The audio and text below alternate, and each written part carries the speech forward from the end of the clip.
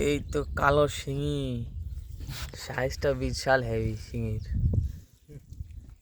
অদ্ভুত অদ্ভুত সাইজের শিঙি। দারুণ একটা শিঙি বেঁধে গেছে। কাটা দেখ, কাটা এটা। আমাদের কাছে দেখো বন্ধুরা মাছ অনেকগুলো, পুঁটি, রয়না, শিঙি, তারপরে আবার কি মাছ আছে, বাইন মাছেরটা। এই যে বাইন মাছটা দেখো, বাইন মাছটার সাইজটা খুবই বড় আছে। রয়না আর এই তো চান্দা মাছও রয়েছে আজকে আমাদের কাছে। আর দাদা শিঙি মাছটা ছড়াচ্ছে এই যে।